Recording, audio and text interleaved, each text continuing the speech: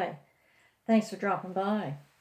Well, here we are, third week of March, and it's about a year and a few days ago since we were very kindly asked to stay at home and not go out as much and be careful and do many things that kind of get on the nerves after a while. But when you really think about it, we have been lucky.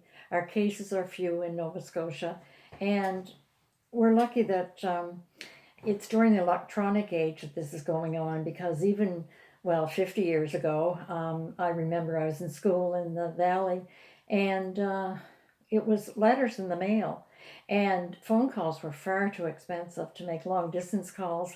So they were for absolute emergencies. They weren't just for phoning and chatting, and no such thing as emails or whatnot. So we're lucky that we have FaceTime and Facebook and iPhones and all these modern conveniences. Not the same as being there in person, but it helps ease it some. So now that we're waiting for our immunization and vaccination and whatnot, we're thinking about maybe we will be able to get together again, if even in small groups and with family members or a little bigger bubble than we have been used to. So I thought, well, getting together, meetings, gatherings usually means food and potlucks and having something to eat. So I thought maybe this month we would look at casserole carriers or pie carriers. Now I looked at a couple of patterns and I chose two that were easy to do. There are many, many more, and you can, this is just to give me an idea of some of the patterns that are available. You can choose the one you like, and if you so desire, go ahead and make one or two or several of them. Excuse me, I'm just going to adjust this a bit there. And so this one is very simple, but it's useful and convenient, and let's start talking about it. Basically, it's a quilt sandwich. It's 23 inches square, so you need two pieces of fabric, 23-inch square, and one piece of batting the same size. For this one, I just put the two fabrics back to back with the batting on top, sewed around the 1/4 inch, leaving the space to turn it right side out. And when I turned it right side out, I did some quilting. Now I was lucky it was 24 inches because I made 4-inch strips going one way and 6-inch the other. Didn't have to do much math there. So the pattern on the video, she just made one large X with a line going from one corner to the other either way. I wanted a little more quilting done to it. I just like the look of it, and also if you're washing it very much, and probably will be depending on how much you use it, the quilt batting won't get balled up in one corner when you have a little more quilting. So once you have your just flat of fabric of your 3 pieces, the only 2 other things are just your handle, and that's just 5 inches wide by a little shorter than the actual carrier itself. And of course you just fold it in each way and fold it again, and there you go with your handle. Your 2 little tabs on either end, they're about 7 inches by 5 wide and made the same way. So you could use webbing for your handle, but I thought that the cotton is much softer on your hands than webbing. Now this one, I've tried several different sizes of casseroles, and it'll accommodate many sizes, some quite large too. It'll easily accommodate the little 8 by 8 for squares or small casserole dishes.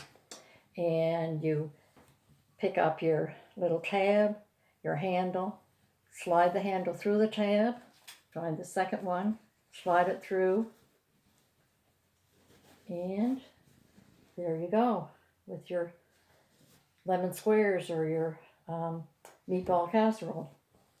Now, it seemed quite large for this, so I thought if I were to make another one for smaller dishes, I think I would go I wouldn't go as large. It just seems a little bit bulky, but it's good. when you have a larger size casserole. This is my 9 by 13, and when I go to use it, it's nice to have the extra space. So you might want one of several ones of different sizes. Again, you put your handle through your 2 tabs, pull it up, and away you go. So I want it reversible, which you certainly can do. So you just turn it the other way, and your tabs are on the other side, but it pulls up together and you don't even notice. Pull your tab here and here, pull it up, and again, away you go. So I kind of chose, I probably will be using this side more. It's a little more, has a little more pattern to it, so if I'm spilling, it won't be quite as obvious until I get it home and get it cleaned. So that's the first one. Now the patterns for both of these are included in the email and down below the video here. I just, it's a tutorial, so it tells you what supplies you need and gives you some hints as you go along on how to use it, on how to make it. The second one is cute too, and it's made of, use your wooden spoon for your handles. I thought that was kind of appropriate for a kitchen theme. This is really just 2 strips of fabric, or 2 tubes. One is 28 by 11, and the outside one is 38 by 11. And in this one, I did the quilting before I turned it inside out. I put the one layer of the fabric on top of the quilting and just did some diagonal quilting, and then put the other layer on top, the other fabric on top, sewed around the 1/4 inch, left the opening, and then when I pulled it through, then I had my tidy little side for one side. The other side, I did the same thing. I wanted the diagonal, but on this one, while it was still opened up, and I will open it up to show you, I used the batting, the one side of batting and fabric, and a diagonal. But on this one, I took a little dish. You take your cereal dish or dessert dish or something. While it's still inside out, put your dish down, trace, sew around, and cut that little piece out. Then where you sew it around, you clip it so it'll lay flat when you turn it right side out. Then with that, you're left for a place to put your hand, to carry your handle, and the 2 little tabs that go over your handle. Now, it doesn't have to be a spoon. This is the one that they use. I thought was kind of cute. It could be a dowel of some kind, but you'd have to put something on the end to watch that it's not going to slip off, especially if you're carrying your casserole, especially if you're going to where you're going to have your food. This one side, I left it to show you on one of the patterns, not the ones I gave you, but I've seen what they did in one of them, and you just turn the ends in, and you have either a handle or webbing, and insert the webbing before you do the sewing. I wasn't keen on that because it's a lot of pulling on one certain area. This is also, but it's spread out a little over a little wider area. And of course, when you sew the top of the tab down, I sewed over it several times and backstitched it a few times. You want it really sturdy because your casserole dish alone is fairly heavy, let alone when it's filled. Now, when you go to put the 2 pieces together, the shorter piece fits diagonally. When you open it up, it sort of looks like an X. Now, if you want to, when you fold the top over, you can put Velcro on the corners, so when your top comes down, it's Velcroed on and it's keeping the heat in there very nicely.